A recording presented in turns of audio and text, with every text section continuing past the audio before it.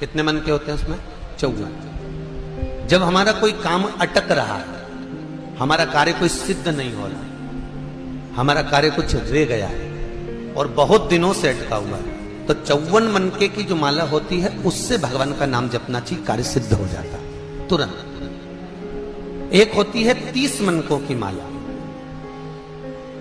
जब व्यक्ति बहुत बीमार पड़ जाता है, बहुत तकलीफ में हो जाता है, रोगीला हो जाता है, बीमारी छूटती नहीं है, बहुत कष्ट उसको होता है, कुछ ना कुछ रोग शरीर में, कभी बुखार आ रहा है, कभी सर्दी हो रही, कभी घुटना दुख रहा है, कभी कमर दुख रही, कभी हाथ दुख रहा है, कभी पांव दुख रहा है, तो जिसके शरीर में जो कष्ट होता है, तो 30 मनके की माला से जाप करने पर वो हमारा रोग मात्र 2 दिन के अंदर समाप्ति की ओर आ जाता है। हमारा कितना भी तेज बुखार चल रहा हो, कितनी भी तेज बुखार आ रहा हो, तो वो मात्र 2 घंटे 3 घंटे या 2 दिन के अंदर रोग 30 मनके।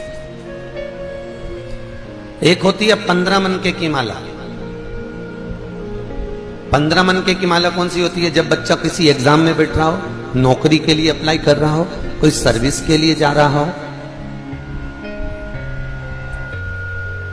और वो नौकरी के लिए, सर्विस के लिए जब वो जाता है और बहुत एग्जाम में बैठ लिया तो भी सफल नहीं हो रहा, तो 15 मनके की माला से भगवान का कोई भी एक मंत्र जो आप स्मरण कर सकते हो, जिससे आपकी अच्छी पटे, उस भगवान का मंत्र बोलकर 15 मनके की माला से चले जाए, कार्य में सफलता प्राप्त हो जाती है। ऐसा उसको विद्वत्ता मिल जाए।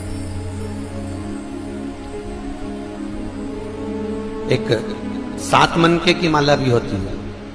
आप लोग कभी संतों को देखना, वो उंगली में पहने रहते हैं, और उंगली में पहने बस वो हाथ में कहीं लपेट, कई लोग हाथ में लपेट रहते, कहीं के हाथ में इतनी सी माला देखोगे 15 मनके की, किसी के हाथ में 20 मनके की, किसी की संतों को देखना, कोई की माला छोटी सी होती है, यहाँ चढ़ जावे तो वो 15 मनके की, 20 मनके की, 30 मनके की, कोई की 7 मनके की होती है, उंगली में फंसाकर 7 मनके की माला जपते रहते हैं। 7 मनके की माला किस लिए होती है? तो कहा अपनी प्रतिष्ठा को पाने के लिए। कोई व्यक्ति आपका धन खाकर भग गया, कोई व्यक्ति आपका पैसा ले गया, कोई व्यक्ति आपका रुपया रख लिया, और वो व्यक्ति को तुम 50 बार बोल चुके, भैया मेरा पैसा दे दे, भैया मेरा पैसा दे दे, भैया मेरा रुपया दे दे, भैया मेरा धन दे दे, और वो व्यक्ति धन नहीं दे रहा, वो व्यक्ति पैसा नहीं दे रहा। और जो व्यक्ति पैसा लेकर बैठ गया और पैसा नहीं दे रहा है, उसके लिए तुमने बहुत प्रयास कर लिया, तो एक बार हल्दी की गठान की 7 मनके की माला बना लो। हल्दी की जो गांठ होती है उसकी 7 मनके की माला, बाजार में हल्दी की भी माला मिलती है, ठीक है। हल्दी के छोटे छोटे मनके होते हैं, दाने जैसे तुलसी के होते हैं वैसे। 7 मनके की माला हल्दी की गांठ की, हल्दी की ले लीजिए, और वो 7 मनके की माला से भगवान शंकर के नाम का श्री शिवाय नमस्तुभ्यम मंत्र बोलकर जिस व्यक्ति से धन लेना है, उस व्यक्ति का नाम लेकर मात्र 12 दिन या 13 दिन या 14 दिन उस माला को जप लीजिए। उसके बाद उसी माला को उंगली में पहनकर उसके कंधे पर हाथ रख दीजिए या उससे हाथ मिला लीजिए, वो आपका पैसा आपके घर देकर जाएगा। मनकों में, माला में प्रबलता होगी। उसी तरह व्यासपीठ की परिक्रमा में प्रधानता होती है। हम कितनी परिक्रमा कर रहे हैं? यदि हम 108 परिक्रमा कर रहे हैं व्यासपीठ की, तो हमें सुख का अनुभव कराती है महाराज। आपका यदि कोई कार्य अटक रहा है और आप बहुत दिन से निवेदन कर रहे हो, तो भागवत की 54 परिक्रमा करना चाहिए, 54 परिक्रमा करने से आप जिस कार्य के लिए जा रहे हो, आप जिस काम के लिए लगे हुए, वो काम नहीं हो रहा, तो 54 परिक्रमा से वो कार्य सिद्ध हो जाता है। 54 परिक्रमा के अलग अलग प्रमाण है। जैसे बत्ती के प्रमाण है ना, आपको पहले भी कथा में कहा, गोल बत्ती देवताओं के सामने लगती है, लंबी बत्ती देवियों के सामने लगती है। पीपल के पेड़ के नीचे लगाओगे तो गोल लगेगी, लंबी बत्ती अगर आप लगा रहे हो तो कोई कुल देवी हो, पितर देवता हो, तो इनके सामने लंबी ही लगेगी, इनके सामने कभी गोल नहीं लगेगी। जिनसे तुम अपना वंश मांग रहे हो, जिनसे तुम अपनी संपदा मांग रहे हो, जिनसे तुम अपना सत्ता मांग रहे हो, उन देवी देवता को, उन भगवान को, उन परमात्मा को, वो गुरुजन को, वो ईश्वर जन को, वो पितर जन को लंबी बत्ती ही आई।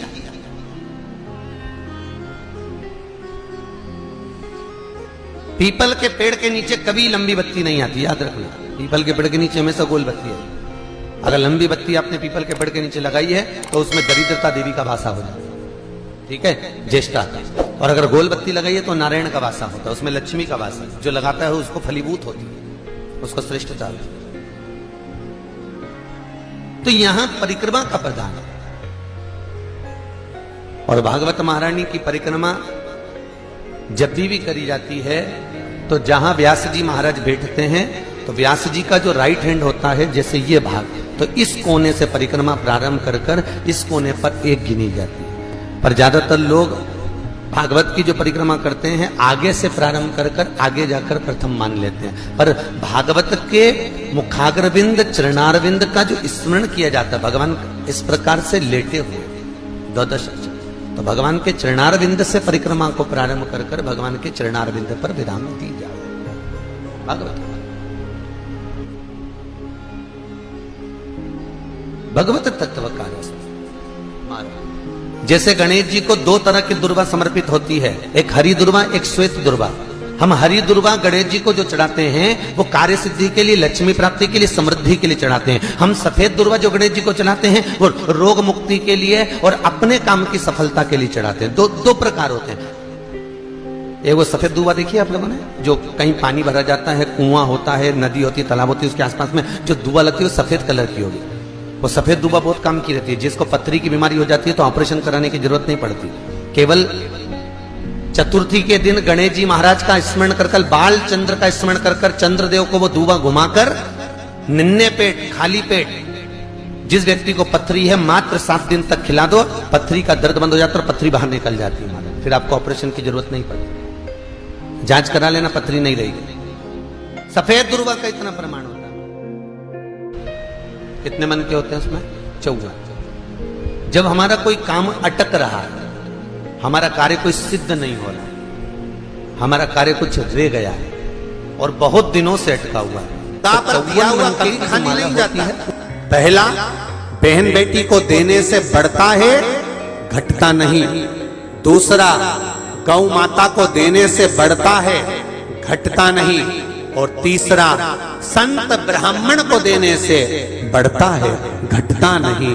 साधु, सन्यासी, तपस्वी, साधक, उपासक जितने मिले संसार में, कहीं परमार्थ का काम करने का मौका मिले तो आप परमार्थ का काम करिए, कुछ अच्छा देने का प्रयास करिए। शिव महापुराण एक बात जरूर कहती है कि बेटी दो सोच समझ कर दो, गौ माता का दान दो या गौ दान दो सोच समझ कर दो, और लक्ष्मी का दान दो तो सोच समझ कर दो कि किसको दे रहे हो,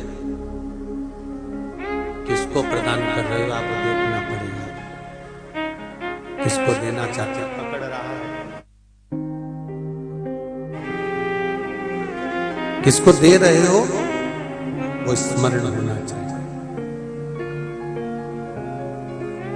किसी ऐसे भिखारी के कटोरे में पैसा मत डाल देना जो लेकर गया और मदिरा पान में लगा दिया, वैश्यावृत्ति में लगा दिया, जुए में लगा दिया, गलत काम में लगा दिया। लक्ष्मी भी रोती है।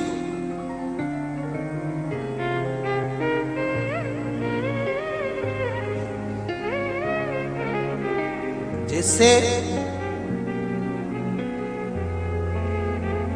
बाप अपनी बेटी की शादी में खूब पैसा खर्च करता है, खूब धन लगा देता है, खूब संपदा लगा देता है, और बेटी की शादी में पैसा लगाया, धन लगाया, खूब खर्चा करा, लाखों रुपया, और बेटी विवाह कर कर गई।